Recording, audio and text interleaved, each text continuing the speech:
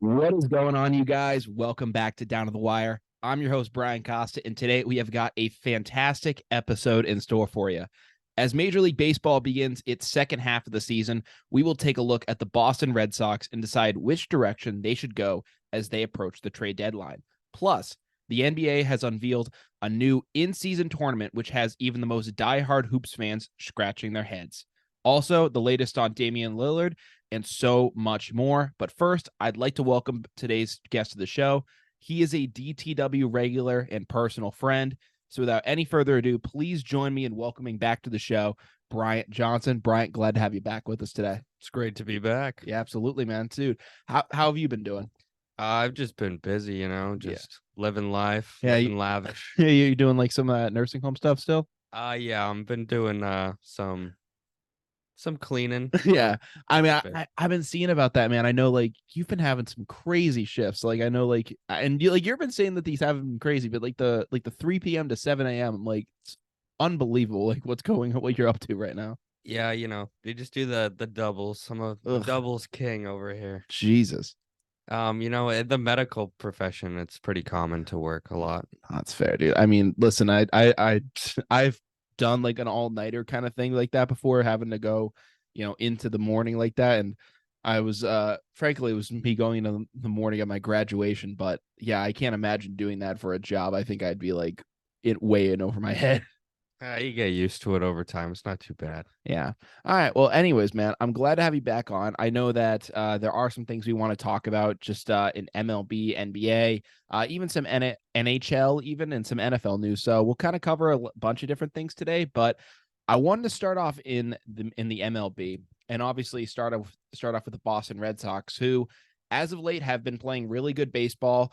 They just beat the Chicago Cubs last night after hitting 6 home runs, count them 6. They did awesome last night, and they do this while going into the All-Star break. They were on a 5-game win streak. How do you feel about the Red Sox right now? I think that, all in all, it's a pretty good feeling around this team. I think that, people feel pretty good right now. How do you feel about this team? Coming into the season, as you know, I voiced my opinions about Kyle Bloom and thinking that the Red Sox were going to be a really shaky team this year, but yeah, a lot of moving pieces came together, and they've been playing really well lately, especially after the All-Star break. Devers last night was hot, and I would like to see him continue. Yeah. So. Yeah, I mean, 2 bombs for him last night. He was fantastic. Justin Turner even went deep. So multiple guys in that lineup contributing for you, and it's great to see from them. So, I mean, right now I believe it's 6 games above 500. We were 5 games above going into the break, plus the win out in Chicago. And we are still 2 games back of the final wild card spot. So, Brian, at this point, do you think that the Red Sox should go for it? Do you think that, as we get closer to the trade deadline, what would be your approach with the team? Should you buy or sell? I would buy. I think that our team has a good core right now. I mean, it's not as good as previous years, obviously, but I think if we could build around Turner, Devers, Yoshida, even Duran right now, I think we could have a good shot to go far. Maybe not super far, but I think Boston needs a nice little playoff run, at least divisional series, if not championship. So I think if we added maybe some pitching, especially like some relievers, because we're kind of short on the relievers. We got Bernardino, we got Winchowski, and who's the other one? Schreiber, but Schreiber's been injured. Yeah, he's been hurt. So other than that, we're kind of slim on the relievers. Garza's been struggling a lot. Ort's always kind of been struggling, and Bleer.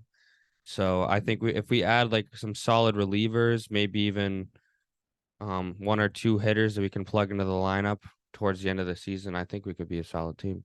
Now, I understand where you're coming from with that. And I mean, I look at the team right now, and mathematically, we're in the playoff hunt. Like we are in the ability, we're not mathematically eliminated. We have a shot. And I think that if we are able to continue this luck that we've had going into the break and now coming out of it, if you can continue that into the Chicago series, then sure. I mean, you want to go for it and have a shot. But Brian, I look at this team, and all throughout the season, it's been just a myriad of ups and downs. Like we've had, 7-game win streaks like this throughout this season. And there have been times where the Red Sox have looked like one of the best teams in the league. But then you go and you face inferior competition, and then they always seem to fall back to 500. Now, obviously, this could change. That could have just been a first half. They could have been in a funk. These young guys could say, all right, we feel confident in ourselves now. We could bust out of it. But frankly, I want to see some more consistency just before I really say, like, all right, like, let's really go for this thing. I know that we were able to, beat the Oakland A's, which on paper doesn't seem like a big deal, but the fact that we had played so poorly against bad competition, I will actually take that as a good step as a step in the right direction. But there still is a lot more things that need to be done. Yeah, I could agree with that. I think that we struggle. I think we play down to our competition. 100%. When I can remember when we swept the Yankees and we come right into the series against the Rockies and we just drop. It might have been, was it 3 or 4 games or 2 or 3 games? Yeah, it was something like that. Something like that. And the Rockies, they're a decent team. They're not great, but they're not terrible. But they're missing Chris Bryant, who's really their core there. And we just couldn't hang with them, which was sad to see after we just swept at the time, a hot Yankees team. Yeah, I mean, like that's the issue I see with it. Like what the highs of this team right now are the young guys, like Brian Bayo, Garrett Whitlock when he was healthy, Tanner Houck before he got popped in the face. Like those guys were like the anchors of this rotation, and guys like Chris Sale obviously had his injuries throughout this year as well. So I look at this team and I'm like, if we could capitalize on that, then sure we can make a push for the postseason. But I know that just with the way this team has been up and down, I'm not too sold on it just yet. I mean, and I look at the trade deadline, I don't want to go full sell mode and sell off like big pieces and big parts, but this is a conversation I've even been having with my brother, is that I think you have to explore looking at a possible Justin Turner trade. The guy's 38 years old. He's actually performing really well right now. And, guess what? If this team is competing, then I don't want them to trade him. But if it's, if they're teetering on the edge, if it doesn't look likely like they're going to make the playoffs come the end of this month, then I think that you take a guy who's, in the later half of his career is performing exceptionally well for his age, and you find a contending team and you see if you could get a good prospect out of him. That's what I would look at in that case. Either way, though, that's the case with Justin Turner. But either way, if this team is competing or not, I do think that Adam Duvall should be off the team just because of what he's going to be. He's an older guy. Jarren Duran is performing pretty well now, and I think that you got to give him some room to run. And frankly, I just don't think that Adam Duvall is going to serve a good purpose on this team going forward. That's an interesting take. I would totally agree with that statement. We have Resh Schneider, which you can plug into left, and then you have Duran who can run center. Mm-hmm. But I think Duvall would still serve a purpose, even if you give Duran a better leash to run. Say, if Costas is struggling, we plug Turner into first base, and you move Duvall to DH because he's got that pop, man. Sure. He really doesn't miss when you get an RBI opportunity, him and Turner. So that brings me back to the Turner point you were making. I'd hate to see them get rid of Turner, even though he's a 38-year-old. He's not playing the field. He doesn't really get that wear and tear on the body. So I could see him playing well into his 40s the way he's hitting right now, like a Miggy sort of thing. I mean, you could see that, but those guys also have a huge drop off. And I mean, would I like the Red Sox to hold on to Justin Turner? Sure. I think that he's a great kind of player. I actually like the way that he plays the game. I don't have an issue with it, but I just don't know if it makes sense to keep him on this team just based on the way that we're going with the youth movement. I think that if you could get something of value for him, if this team isn't competing, I think you should explore that. Yeah, that makes sense. So that's how I look at that. But yeah, I mean, obviously there are some great highs with this team, which I do want to acknowledge. Brian Bayo has been, the de facto ace of this team. He's been fantastic for us. It's the best pitching prospect that we've developed with the Red Sox since John Lester. He's been awesome for us. So I have high hopes for him, but you can't put all the weight on his shoulders. I know that you even said that we need to go out there and get pitching. Is there anyone on the market that that you would kind of want to recommend that you go after, whether it be a starter, reliever, something of that caliber? We'd have to give up a lot, but I really like Shane Bieber. Sure. Shane Bieber, another name, Marcus Stroman. Mm-hmm. But, the Cubs are going to be out of it, in my opinion. So I think they're going to be willing to sell. It's just the price that they're going to be willing to sell is the problem. I also want to come back to the pitching topic. Like you said, I think some of our problems with being streaky has a lot to do with our pitching injuries. As Mhm. you mentioned, Hauk with the face, but he should be back soon. Yeah, he should be able to come back from that. That's it. Luckily, like, while it's unfortunate that like it's a terrible injury to obviously to take a comebacker to the face like that. But what is good is like it doesn't seem like it should be anything mechanical. It's not like he has a lingering elbow. It's not like a shoulder injury where, for pitchers, that's a nightmare that could shut down your whole season. He's on the same timetable as, say, Justin Turner was when he got hit by a pitch in the face. Like it should be a similar turnaround for him. Now, maybe there could be some mental hiccups that he would have to get over, but that would be the majority of the rehab for him. So when he comes back, I'm expecting good things for him. And then, yeah, Whitlock as well. Whitlock, and then I don't even know what the timetable is for Sale. I'm assuming it's probably the rest of the season. Yeah, I mean, I really don't know with him. I mean, they said that they looked at him, and I think they did like a scan on his arm, and they didn't see any like further damage. They said that like, he could probably, start throwing again. So I don't know if that's going to look like a rehab start here or there. And then he finally built himself back up to get to the major league roster again. I mean, he's been doing this the past 3 years now. So that's probably going to be the formula that they follow again. So I'm not too sure. Yeah, and then I was kind of upset when he got injured because he was pitching like his old self Yeah. again, and the Red Sox were really feeding off of that. Every time he pitched, it seemed like we were holding teams to 2 runs, and at the time our offense was kind of sluggish, but we were really doing a good job of keeping the runs down on the other side. Yeah, that was the big thing too, is that the offense has started to pop recently. Like just seeing how we did last night against Chicago.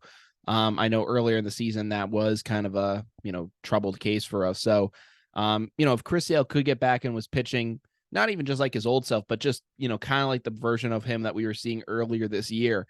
That would be a major boost to the rotation. And then if you have a big four of, say going into the postseason of Bayo, Sale, Whitlock, Hauk, like that's a good 4 rotation. Like that's something you could really roll deep in. Kluber. Yeah. Jesus Christ. Hell no. He's the guy Hell no. that we should probably drop. Yeah. I think they're only keeping him on to help Bayo, help the young guys, because he was a really good Cy Young Award winner at one point. So he knows how to fool hitters, but at this point he just doesn't have the stuff. Yeah, his stuff's gone. Yeah. Like he just doesn't have it anymore. So that's the big issue with him. But I don't know. A lot's gonna have to be determined over the next couple weeks. Like if they are competing, then I would say, full throttle, go for it, and like let's buy at the deadline. But at this point now, like we're still only halfway through the month. We got 2 weeks to go.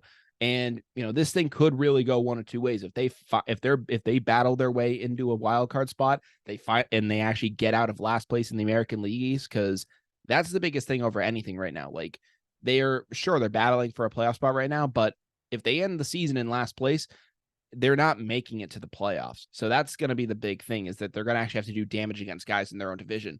I know Baltimore is kind of getting a little shaky right now. Toronto's been having their issues. The Yankees are really, kind of not looking so solid right now. So if they can take advantage of those series, which will be coming up soon, I would say that's, that then you got a shot.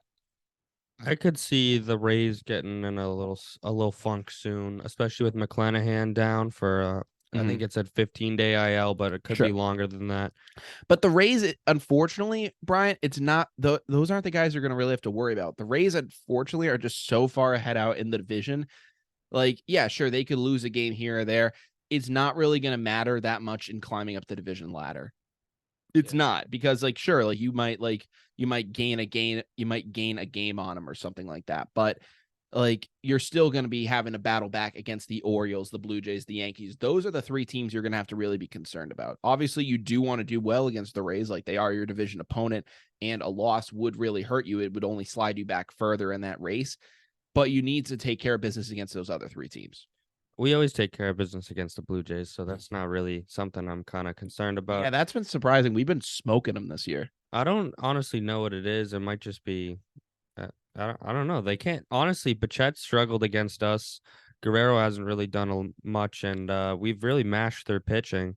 Yeah, I mean, what it sometimes is, man, is when you see it. I mean, listen, like when you see like a National League opponent or just another American League opponent that maybe you only see once a year, Like, you don't really get a chance to get a feel for him. But when it's a division opponent that you're seeing, 2, 3, 4 times a year for multiple games, you eventually start to kind of get a pattern with them. And it's like, okay, like I can, start to like you're seeing these pitchers more than any other competition in the league. And eventually you're going to figure some things out. So I think that's kind of what we're seeing with the Blue Jays. Right. Team I'm nervous for is the Orioles. They got a really solid young roster, and when we were watching the All-Star game, they got some arms in their bullpen, I'll tell you that. I forget what was his name. Was it Valdez? I can look it up. He was throwing, it doesn't even really matter what his name is, but I just know he was throwing 100 to 102, and then he had a nasty changeup and a sinker. I was like, geez, that'd be a problem. Was it Cano? Bautista. Oh yeah, Felix Bautista, and then He struggled in the All-Star game, but I think he could do some damage in the season for yeah, sure. Felix Bautista, and then Yanir Cano. Those guys are both just monsters. Like they're not even built like pitchers. They're built like they're linebackers, I guess you could say, for football. But in baseball terms, they look like a power hitting left fielder that you stuck on the mound like in a Matt blowout. Holliday vintage. Yeah, it's crazy. Like they are just jacked, and like you said, they can pump it to 102, which is crazy. So, I mean, like that's going to be tough for us. I think that, you have a good shot down the line with them, but, that's going to be the big question going forward. I think that if things go well, they obviously can, make some noise, and I think they could get it. They could start to make some noise and get busy, but I just don't know what it's going to look like after this. It's kind of all up in the air. We talked about the streaks. I think if we're on a nice winning streak and we stay hot, then I could see us squeaking into the wild card.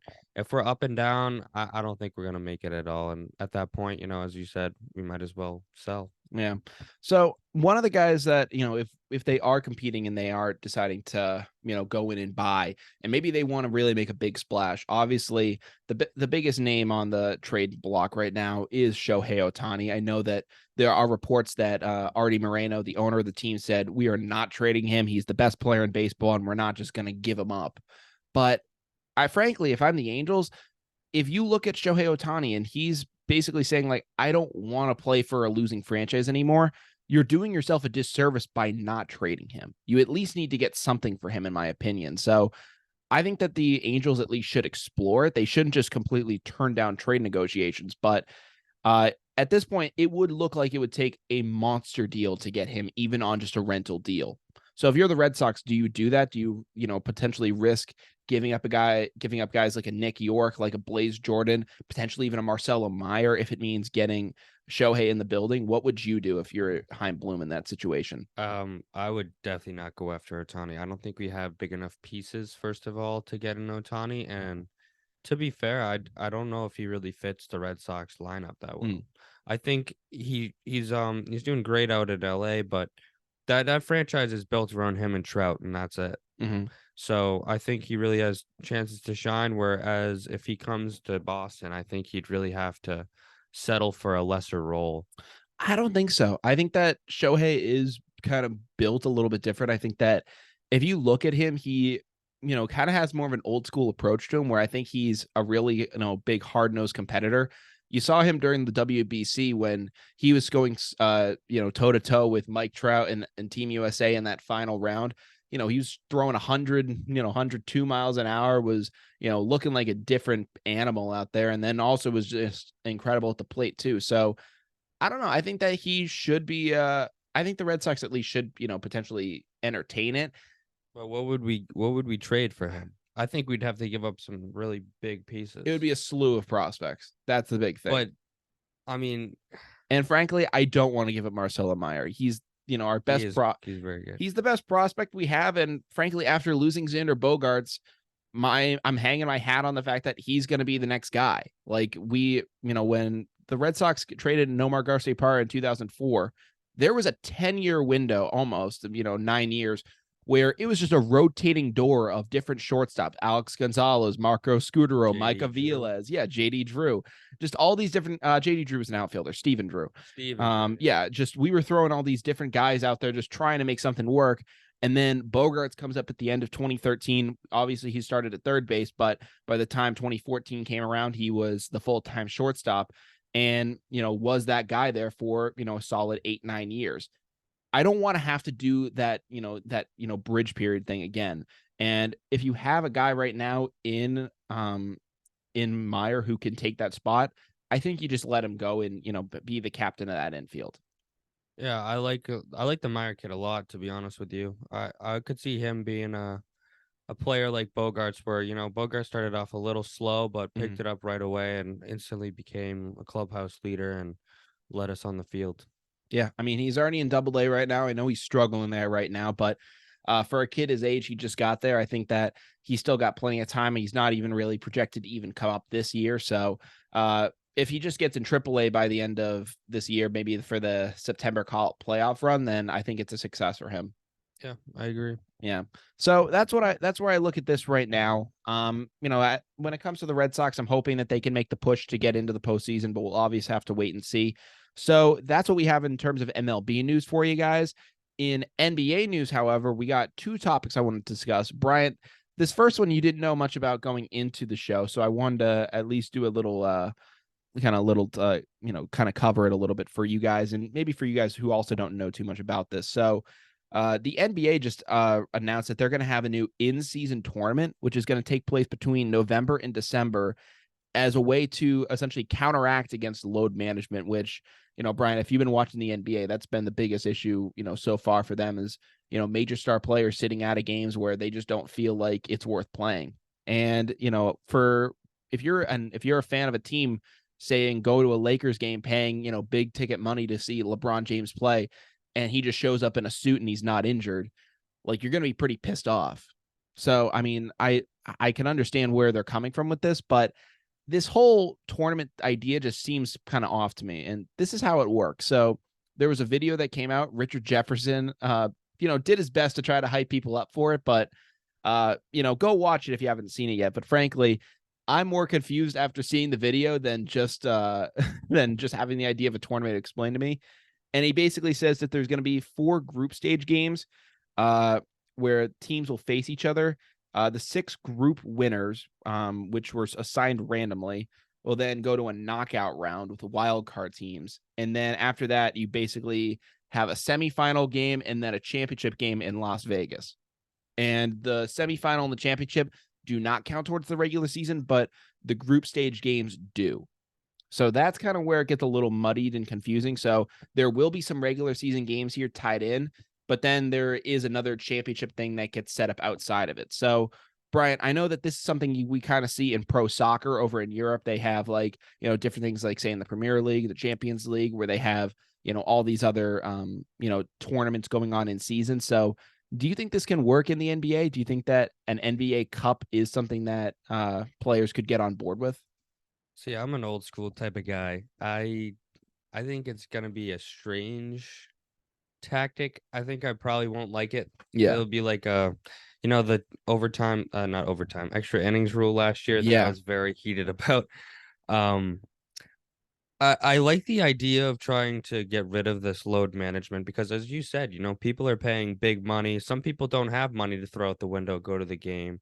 And if you're a young kid, I remember when I was a kid, all you want to do is go see your favorite player. Your favorite player is sitting on the bench. Like, what's the whole point of going to the game? Yeah, I remember. I mean, in a football context, I remember showing up, or no, baseball context. I remember showing up to Red Sox games, and Dustin Pedroia was on the bench, and like John McDonald or something was like playing second base. And I'm like, who the hell is this guy? Don't hate on John McDonald. He was actually He's a Connecticut guy. Yeah, he was actually a solid player. I will give him credit. That was at the end of his career though. But even in even in the NBA, I remember I went to a Celtics game with my buddy Carter, and they were playing the 76ers. And I show up and I just see Kemba Walker on the sidelines in just a nice suit. And I was like, why are we doing this? Like, if he wasn't hurt at the time, because I know Kemba had his injury history. He wasn't hurt when we went to go see him. He just had the night off. And I was like, I'm trying to see you like compete against a really solid team, which the Sixers are a competitive team. And why wouldn't you be on the court for this? So I don't know. I like the idea of it. I'm just not all on board though with full on tournament because listen, there's only one trophy that people care about in the NBA, and that's the Larry O'Brien trophy. It's the championship. That's what people are going to be judged on for their careers. No one's going to look back and say, oh, Jason Tatum won 3 NBA cups, so like that's great for his resume. Like it's gonna be like, no, did he win a chip? That's gonna be the big ticket and the big deciding factor on a guy's legacy. Yeah. I honestly don't know where they're even gonna put this tournament in terms of the season. Is it gonna be towards the All-Star break? It's gonna be before the All-Star break, so it's gonna be Let's see. it's in November, December, so kind of in the beginning of the year where you see a lot of that load management take place because players kind of say, oh, like these games are somewhat meaningless because say like we are in trouble down the stretch, we can all just play and kind of make up games later in the year. Okay. I think that they should just come up with a, means of maybe they could find teams for benching players for load management, or even like have a minimum amount of time that they have to play. So say like what they do now, they set them the whole game. They play them for, 10, 12 minutes. That counts as a like a load management. But if they do load management, then they get fined, or the players just sit another game or something. Yeah, I mean, I don't know what it's going to take because I also don't want to have like players or teams punished just by, some guys needing to get rest because some guys, they do need to be, some guys just do need a night off. I'm not saying that not saying that that's the case, but you have guys like Kawhi Leonard like taking half a season off and then just showing He's up. also just, injury prone. Yeah, but then they're just guys that show up for the playoffs and it's like, what the hell? Like, what's the point of even doing the regular season if you're just going to keep doing this? So yeah, I'm not sure exactly if load management always means that they're just taking the night off. Sometimes it might mean that they have an injury. Mm-hmm. So I think it could be a new thing where like hockey, they don't disclose the injury, maybe for their advantage, so the Mm-hmm. other team doesn't know. Sure. So, maybe this load management thing isn't the worst, and we'll see this year. It might be like the NFL preseason where you see a lot more injuries due to the fact that the players aren't well, in the terms of NFL, they weren't acclimated to the playing field yet, but in the NBA, they don't have adequate rest. Sure. I will say this though.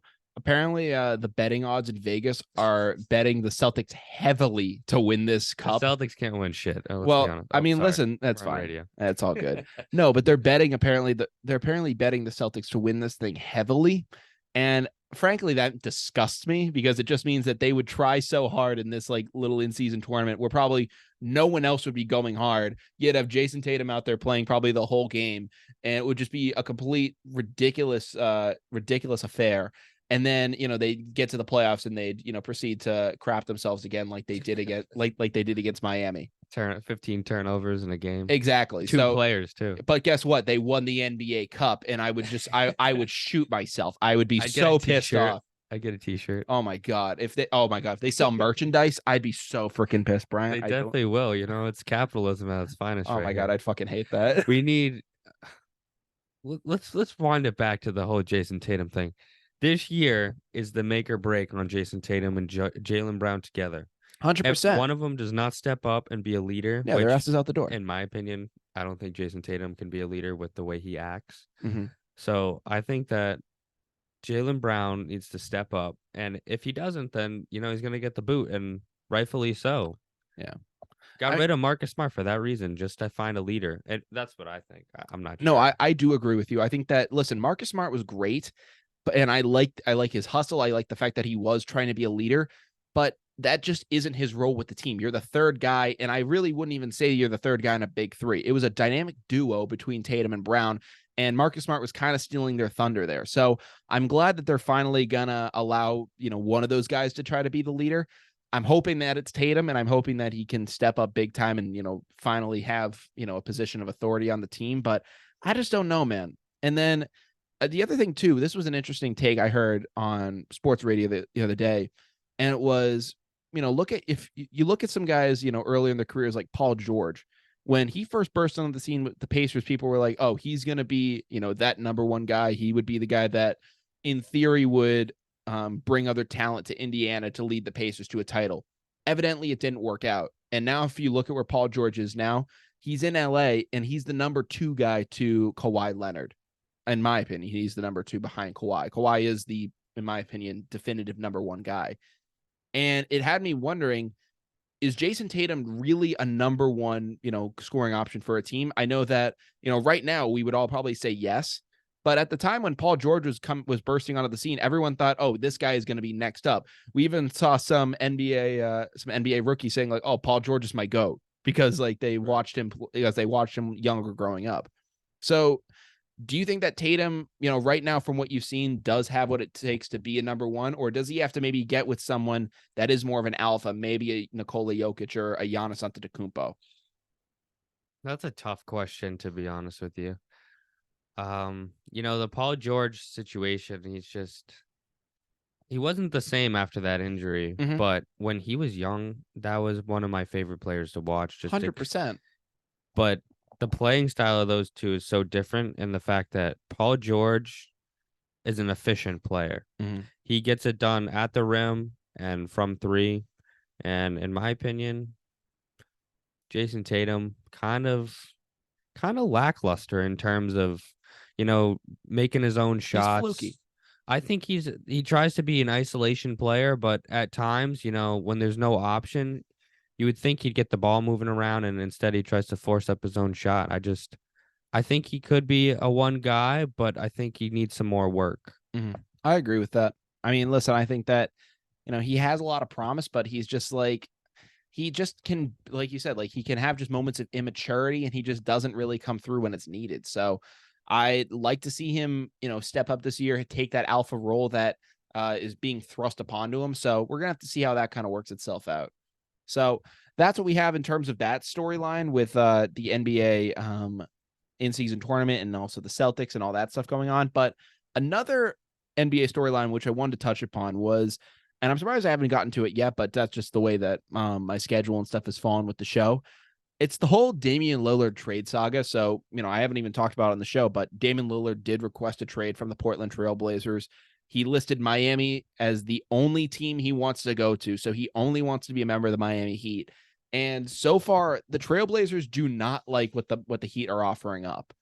And, apparently Damian's agent is coming out and saying like, hey, any other team that trades for him is going to get an unhappy player that isn't going to show up to camp. And frankly, this just gives me like the James Harden, like fat suit vibes. Like, remember when he was in Houston and, and they were like, yeah, we're not trading. And he was like, all right, I'm just going to get huge and not in a good way. And eventually they were like, all right, fine, we'll ship your ass to Brooklyn. Like they eventually sent him out of there. So I don't know what it's going to be like with Damian Lillard, but I don't know. What do you think about this? So I actually work with a guy who's a huge Damian Lillard guy. Like every time I talk about the Celtics, he'd be like, "We need Damian Lillard. We need Dame time." I'm like, "All right, whatever." And then he comes out and he says this, I think that a lot of other teams would offer up way more for Damian Lillard than the Heat would. And I mean, he'd be a great fit in Miami, let's be honest. Oh, he would be a great fit. Him and Butler and no not Vincent denying to it. back him up. But Well, Vincent's obviously in LA now. right, but I'm saying he wouldn't have like a backup so he could really, get a lot of playing time there. Yeah. But that being said, I think as a player, you should just take what you can get and not really, require that. Yeah. I mean, like the fact, like, here's the thing, like, it's not like he has a trade, like a no trade clause where he can essentially say, like, no, I want to go where I want to go. He doesn't have that on his contract. The Trailblazers are free to send him wherever the hell they want. They could send him to Minnesota if they want to. Like, it doesn't matter. So I don't know. I've just been looking at this whole situation though, and Damian Lillard, when he was obviously with Portland and he was preaching about loyalty and he was like, I want to stay with this team. I like this. Like, I don't want to have to just go out there and go ring chasing. And like, I had a sense of respect for the guy. But in the course of a week since like this whole story broke and this whole situation with the Heat, he's gone from one of the most likable players to the biggest bitch in the NBA. It's ridiculous. Yeah, he's kind of reminding me of Kyrie right now. Yeah. It's unreal, and I thought that he would be above that stuff. Frankly, I really did think he'd be above it, and I understand like he thinks Miami is the best situation for him. Not doubting it. You can say that, hey, my preferred destination is the Miami Heat, but just saying like, oh, I won't show up to training camp for any other team. Like, what are you doing? Like at that point, like if I'm a Miami Heat player, like what kind of like I don't know if I would really like this guy coming into my building. Obviously, you're gonna appreciate the fact that he wants to team up with you, but if he's gonna be such a fucking drama queen with all this stuff, like I'd be kind of ready to, I'd be kind of like a little weary there. Yeah, I never expected Dame to even want to leave Portland, but No. I don't know. Yeah. The way he's been acting is just a cancer to the locker room. So No, it's I crazy. It's think, it's very similar to the Kyrie situation where he yeah, was just ripping Boston apart, and like, then he does the whole thing where he comes back with Brooklyn, and he's like stepping on the logo and he's like calling out the fans and he's doing all this stuff. I'm like, what are you doing? Like, what turned so quickly? I understand that management hasn't done you good since you've been here. I know that you wanted them to trade the number 2 pick and instead of drafting Scoot Henderson and actually go out there and go and acquire a really go and acquire someone. So I know that was your prerogative, but the team just wasn't going in that direction. I'm sorry. Like they had a good chance to go pick up someone that they think can impact the team going forward, and they went with it. yeah, it's fair. I really don't have anything more to say about this other than, I'm kind of, I don't know how to say this. I'm kind of disappointed. Yeah, I am too. And I mean, listen, I know that there have been some reports that Jason Tatum even was um he apparently was trying to recruit Dame to Boston. He was like on his Instagram live stories. He's been like saying stuff to him nonstop, even like behind the scenes. So I don't know. With everything that's come out, would you even consider bringing Dame into Boston at this point with everything that's going on? Would you even want to entertain a trade if, say, Tatum was to, swing him, or like, would you say it's probably just too risky of a play at this point? That's tough because Dame is known for those moments that we need. We don't Yes. have a player that will step up in those clutch moments. But will he be the same guy is the real question. Mhm. And I really don't know what if he will at that point, because for one, I also don't know what it's going to take to get him. It probably would take Jaylen Brown going in a deal. That's probably what it would take. Either that, or they don't even like bring Porzingis in. They actually end up flipping him, and they send like those 8 second-round picks that they've compiled at this point out to Portland. I don't know what they're going to do, but I'm not too sure. I don't know what it would really take to get him. And then another thing too is I know that Boston is compiling all these second-round picks. Yeah, I was gonna say that. I don't know why. Because Because listen, I think they can trade him. for what though? In my opinion, a second round pick in the NBA is useless. I know that there have been plenty of guys that have gotten drafted in the second round. Draymond Green, Nikola Jokic. I think Manu Ginobili even got taken with a second round pick. So there are Hall of Fame level players that are available in that spot, but it's more a shot in the dark than anything else.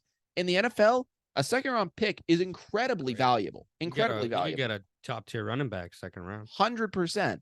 But in the NBA, you're kind of just like, you're literally just like, shooting fish in a barrel at that point. You're just hoping you'll hit something. So like that's kind of the whole deal there. So I don't get it, man. I think that, if there's a team that's stupid enough to want to take a bunch of second round picks, go for it, man. But in the NBA, like once you get outside the lottery, everything's a gamble. Yeah, even the lottery sometimes a gamble. Yeah. Yeah, like pretty much outside the first like top 5 picks, it kind of Yeah. becomes like, man, like just you better pray. Well, we're on this topic. What about that new guy we just got? The bald dude from Arkansas? Oh yeah, Jordan Walsh. Jordan Walsh. Yeah, He's been tearing it up. yeah, he's been interesting. I remember actually kind of watching him during the March Madness tournament, and seeing him come over here, I thought that he would frankly just be a G League player, and I think that he does have a chance to actually get into the rotation and get some minutes, which is I'm intrigued by it because I didn't think that's what we would see from him so far. Yeah, it should be interesting. Yeah, I was kind of shocked too because I mean he was good. He was good in college, but yeah, the transition sometimes is hard on those second round picks. he ended up saying, well, he was a first round pick. He was like the Right, right. 27th Yeah. overall pick. And I think he said something along the lines of like, yeah, I've heard in Boston if they like guys who will dive on the floor and like make like these great defensive plays over guys that shoot the basketball. And he goes, I'm going to be the first. I'm going to be that guy. So I'm excited for him to come in there and do that. If he's the new scrappy guy, maybe in a sense, he's like Marcus Smart without Marcus Smart but bald. yeah, well, Marcus Smart, but bald, but also him without like the whole like personality behind him because he's a rookie. He's just getting into the league. He still has to prove himself. So he's not essentially going to have the attitude of a veteran NBA player at this point. Yeah. What do you think about D White this season? Sorry, I was thinking of bald, and then D White just popped in my head. Well, Did you yeah, see those pictures? yeah, he shaved it. He shaved his head. He said, "You know, man, I'm done with He's losing done. this battle." So yeah, he shaved the hairline, which was crazy. I think that he has a really good chance to be great with us this year. You saw the heroics in the playoffs, and not just that, but defensively, and even his 3-point shot is starting to really come together. And I think that he could be a really good piece for that Big Five. Could you see him playing point for us? 100%. I think that's kind of what they were thinking. Trade off Marcus Smart and then I move think up I D think White. I think he's the starting point guard of this team, in my opinion. I don't think that Malcolm Brogdon will be with the team to start the year. You think Brogdon a couple second rounders for something? For what though? That's a big thing. Like I know it sucks because he was originally supposed to be part of the deal that was going to land Porzingis, and then Marcus Smart would have made more sense, staying there. So I just don't know what we would get for him. Yeah, me neither. I I can't think of a guy that's kind of that caliber. Like we kind of got some big man help with Porzingis, but I don't know if there's like maybe a guard we can get, if there's something like that. Like, who I wouldn't mind getting is Nurkic. yeah, Nurkic would be solid. I know that DeJounte Murray was also a name that was being shopped around with the team. DeJounte Murray, we'd have to give up something crazy. Yeah. He's on the Spurs though, right? Hawks. Hawks. See? Yeah. I'm so far behind in the NBA. That shows you how much I really watch other than the Celtics. Nah, it's fair. So, I mean, I think they got a good shot, to go out there and, put together a solid team next year. I think that they still do need like one piece to fall, and that will be whoever they acquire for Brogdon. So, once that happens, we'll have a clearer picture of what this team's going to look like moving forward. Yep. Yeah. So that's kind of what we have in NBA news for you guys. Brian, I know that there was some stuff you want to talk about maybe in the NHL, NFL. What were some things that you wanted to talk about on the show? So for the Bruins, I'm a big Bruins guy, ride or die, but this offseason has really been rough on me. We trade one of our best players, in my opinion, Taylor Hall, who's really been locked down on the third line for years now. Yeah. And we ship him out with Fliggy, who's, he's our rough and tough guy, which you need on every team. For these two guys that, in my opinion, for face value, are not even close to up to par, two defenders, and we just let them go like that, which at the time was under my impression that we were just, freeing up cap space for Bertuzzi. Yeah, I thought at that point, all right, it sucks. It's a tough pill to swallow, but we are going to free up the cap space. We're going to give Tyler Bertuzzi and then even Dmitry Orlov big contracts. We're going to bring them back and, have really bolster this team. And then, like you said, Orlov goes to, what was it, Philadelphia? Flyers. Yeah, he goes to the Flyers, and then Bertuzzi takes a one-year $5 million deal with the Leafs. And I'm like, we couldn't have done that. Hurt. Like that's what stings too. It's like, we definitely could have brought him back for that money. Yep. I really wanted to either see Tuzi or Orlov stay. With the way Orlov is playing in the playoffs, it was unbelievable to see a defender with his offensive skills. Mm-hmm. So I could have really liked seeing him play another season, or at least extend him a couple years. Yeah. But I mean, Philly gave him good money. The one that hurt the most was definitely Bertuzzi at that, just a 1-year deal. Yeah. And to our rival, like, how are you going to let that happen? Yeah. How do you let that get by? Like, that's the crazy thing. Other thing I want to talk about is Krejci and Bergeron. Yeah. Really don't know anything yet. Yeah, it's crazy. We're in July, and you really don't know what this team is going to look like come the fall. I know that we did just get back Milan Lucic, which is interesting. Yeah, baby. When was he last on the team? Like 2015. It's been like 7 years. Was it 2015? I might have been before that because he won the cup with us in 11. Yeah.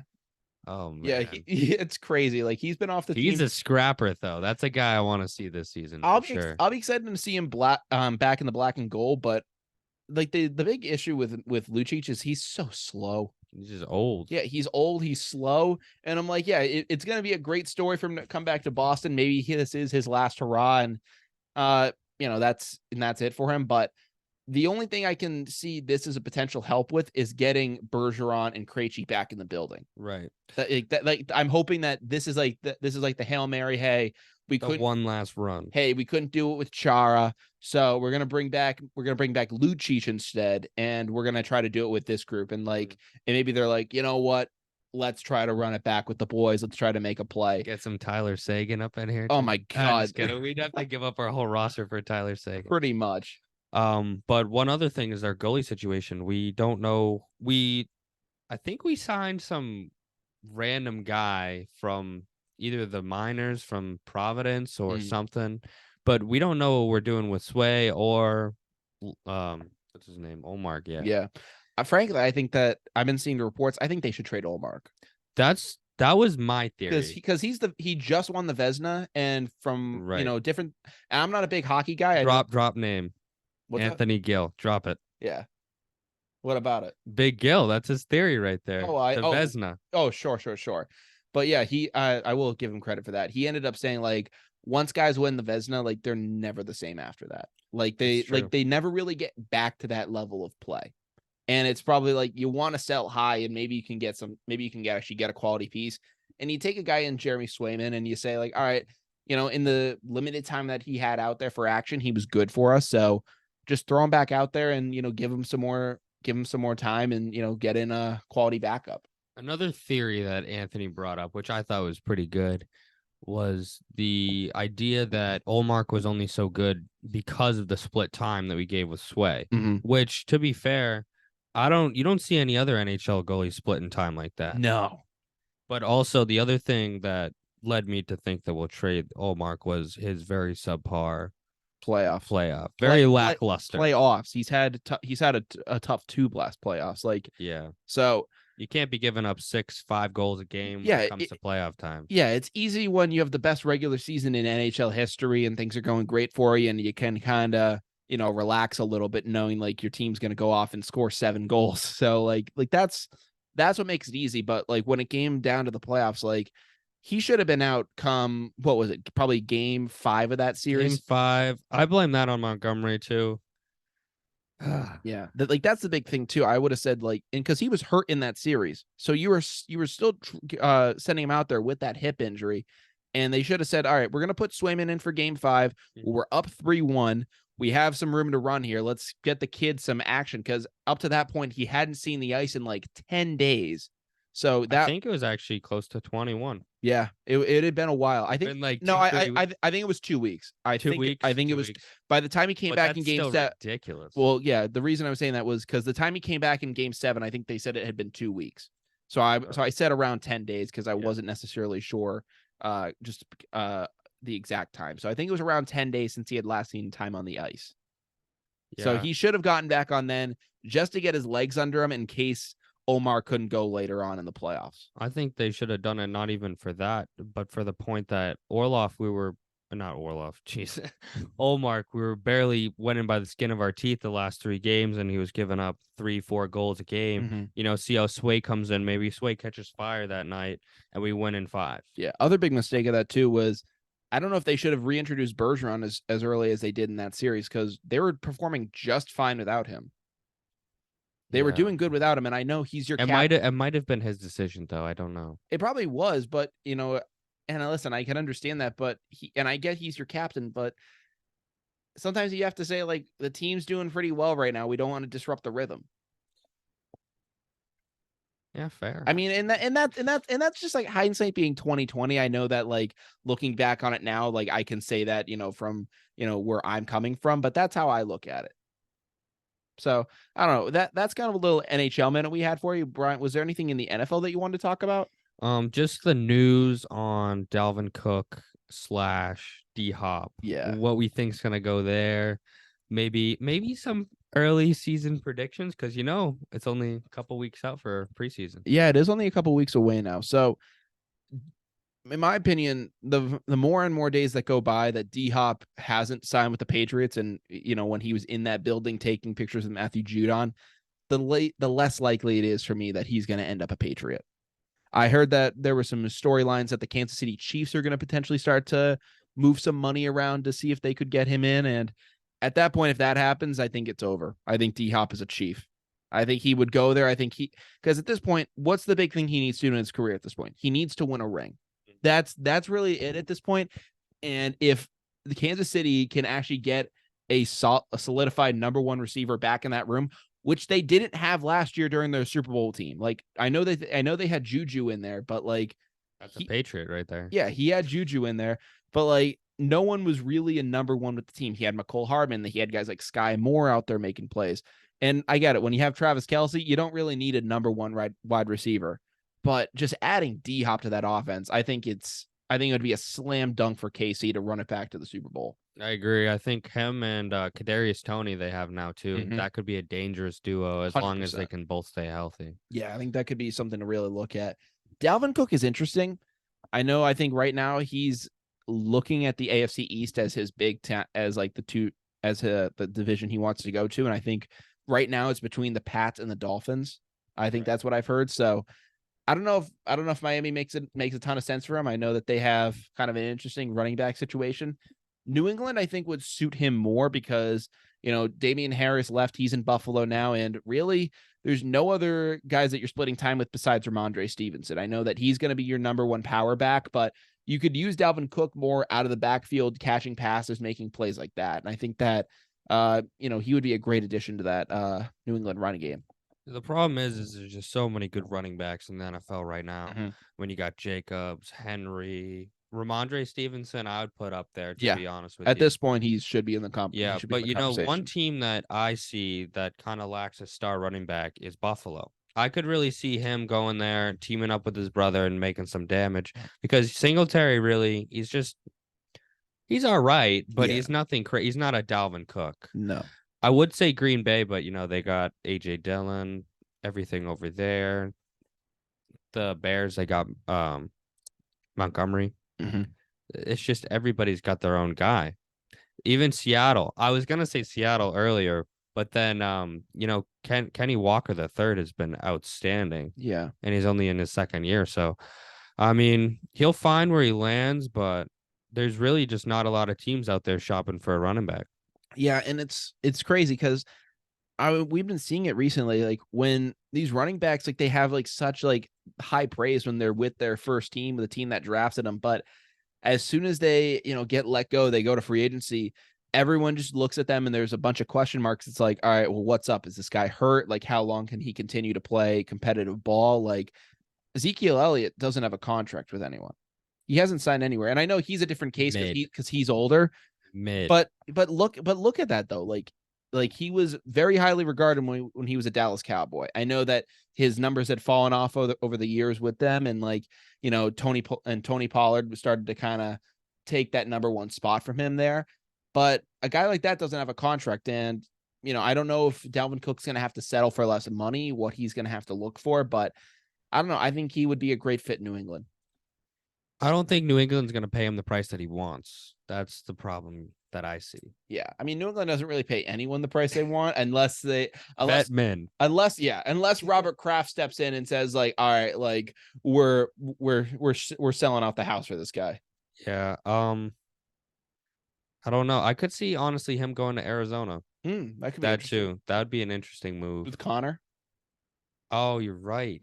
Dude, sometimes I forget about Connor, but Connor, that's one guy that is like up or down. Mm-hmm. I mean, I could see him maybe. It would make sense for him to go out there though, because they're going to be without Kyler Murray for the first couple of weeks, so they would want to maybe bolster their running game. Yeah, that's true. First, I was thinking Edmonds was the only guy they got, but they do have Connor. There's just so many. You got Harris, all those guys up here. But back to the Cowboy stuff. I don't think Zeke produces enough anymore where he's valuable to a team. Whereas, I mean, is there any team that you could really see signing Zeke? Even to a vet min? I could see him being like a red zone running back for a team that really, I don't know.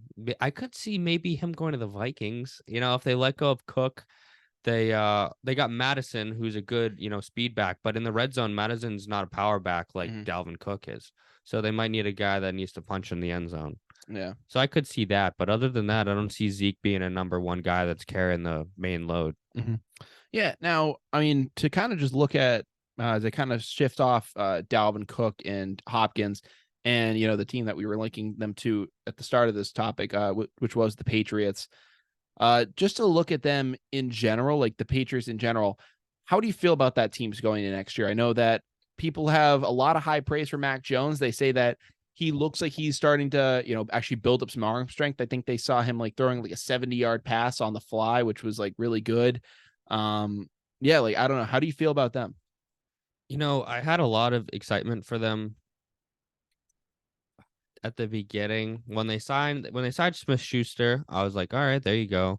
And they started bolstering their secondary, which has proven to be a good idea now that Jack Jones is gone. Yeah. But speaking of that, Jack Jones is a guy that really was a lockdown in their secondary, and seeing him gone, they're going to really have to find a guy that they can replace him to cover those number one receivers, which, as we know in the NFL, those number one receivers are some big weapons, especially when you're going up teams like the Vikings or the Rams, when they got guys that are going for almost 2,000 yards a season, so yeah, it's going to be interesting. No, 100%. So they're going to be a team that, I don't know. I look at the Patriots and I think that they have, a good shot to maybe compete for that second spot in the AFC East, but I don't know. It's going to be, I think that if New York lives up to the expectations that they have, then I think that they could take the division. But in my opinion, the Patriots' highest spot realistically is probably going to be third place in the division. I agree. I just don't know who Buffalo, I think, will take it again. Yeah, I think Buffalo could take it. I think the Jets will probably be the wild card team. And then it's just going to be a matter if Tua gets, gets concussed again. If he can stay on the field, then I don't know. Like, I don't know what this team is going to be able to do just based on the extra talent in that division with them. Yeah, their division is a real tough one. That and it used to be the AFC South used to be a tough division to be in, but right now it's looking like the AFC East and the NFC West are is that the two tightest divisions. Mm-hmm. But I see Buffalo as the 1 seed, 2 seed. I could see as a toss up. It really depends on how this Jets team comes together. If they really coagulate, come together, or I mean, if Rodgers just sucks, like then they're screwed. You never know. He's been in the Green Bay system for what, 15 years already. Yeah. So he doesn't know anything else. So coming into a new Jet system under Robert Saleh, who knows? Mm-hmm. No, you make a good point. So I don't know, a lot of interesting questions to be had. I know that the NFL, like you said, the preseason's only a couple weeks away, so can't wait to see that all get unfolded. But unfortunately, Briant, we are now down to the wire, which means we're going to wrap up what we talked about in this episode today and send all you guys on your way. So before we do that, if you guys are not subscribed to Down the Wire just yet, make sure you go do that. We have links in our Instagram account to our YouTube channel, Spotify, Apple Podcasts, all those different streaming channels, so you can follow us there. And then you can follow us on our Instagram at down.to-the-wire. So go follow us on there. What do we got there?